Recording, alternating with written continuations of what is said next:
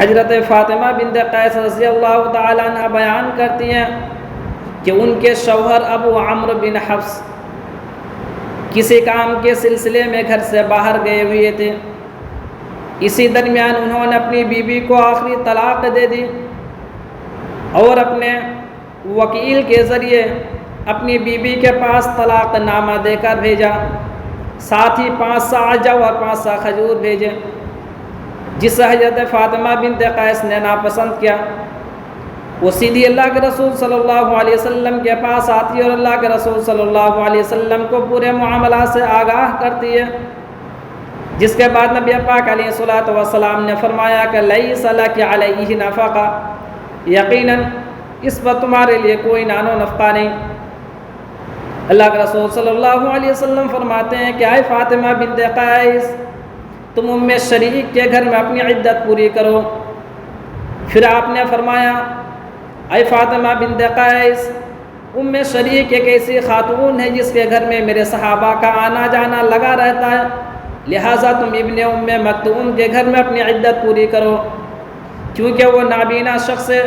اور تم اس کے گھر میں اپنی لباس اتار سکو گی،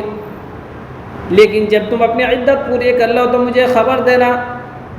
حضرت فاطمہ بنت قیس فرماتی ہے کہ جب میں نے اپنی عدت پوری کر لی تو نبی پاک علیہ الصلوۃ والسلام کو اس بات کی خبر دی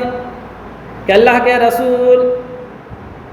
ابو جہم بن صفوان اور معاویہ نے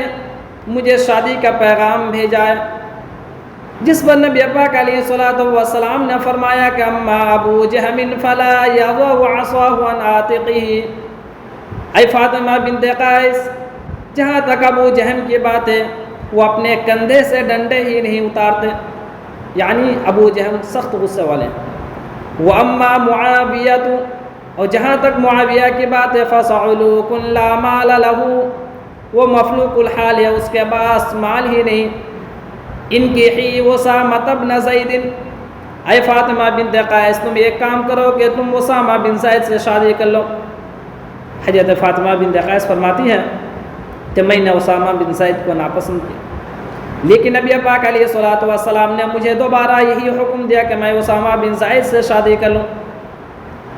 حضرت فاطمہ بنت قیس فرماتی ہے